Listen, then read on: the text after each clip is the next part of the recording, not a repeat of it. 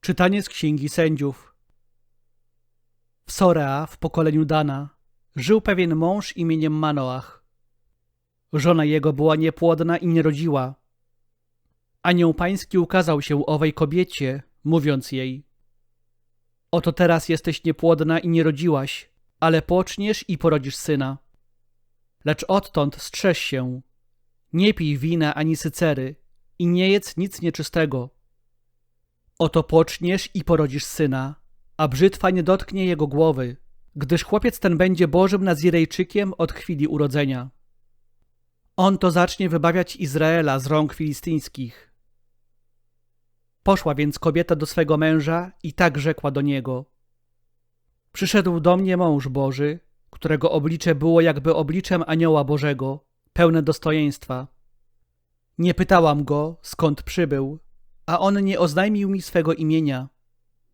Rzekł do mnie: oto poczniesz i porodzisz syna, lecz odtąd nie pij wina ani sycery, ani nie jedz nic nieczystego, bo chłopiec ten będzie Bożym Nazirejczykiem od chwili urodzenia, aż do swojej śmierci. Urodziła więc owa kobieta syna i nazwała go imieniem Samson. Chłopiec rósł, a Pan mu błogosławił. Duch Pana zaś począł na niego oddziaływać.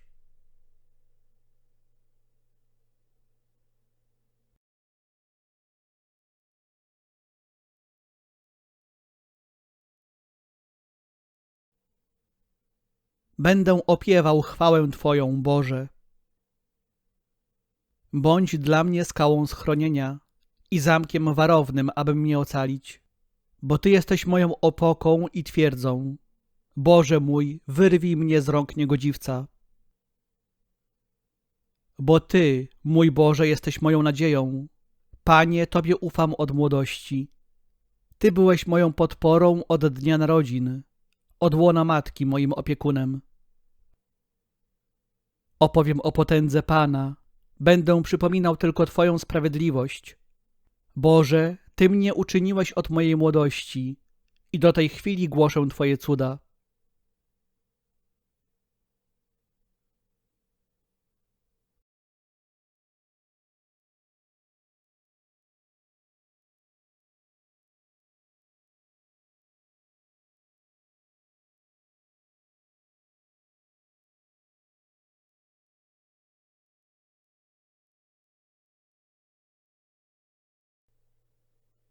Słowa Ewangelii według świętego Łukasza.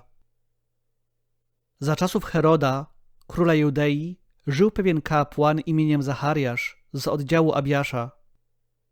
Miał on żonę z rodu Aarona, a na imię było jej Elżbieta. Oboje byli sprawiedliwi wobec Boga i postępowali nienagannie według wszystkich przykazań i przepisów pańskich. Nie mieli jednak dziecka, ponieważ Elżbieta była niepłodna. Oboje zaś już posunęli się w latach. Kiedy Zachariasz według wyznaczonej dla swego oddziału kolei pełnił służbę kapłańską przed Bogiem, jemu zgodnie ze zwyczajem kapłańskim przypadł w udziale los, żeby wejść do przybytku pańskiego i złożyć ofiarę kadzenia.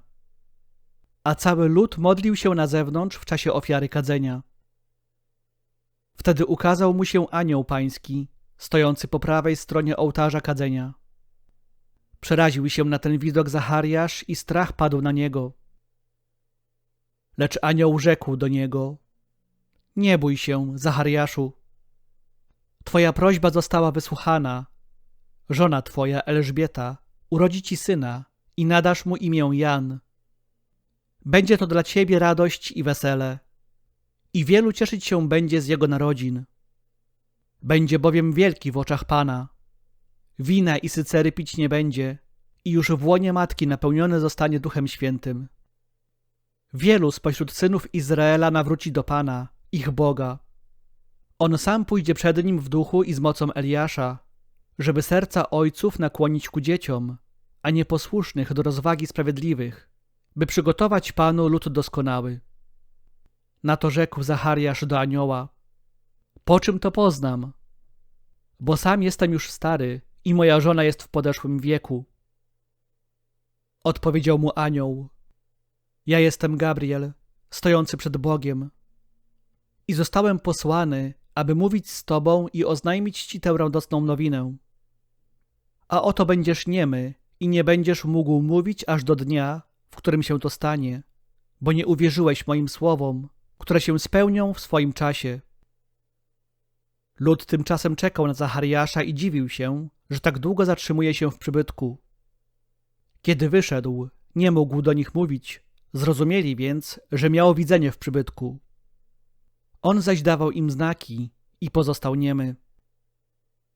A gdy upłynęły dni jego posługi kapłańskiej, powrócił do swego domu.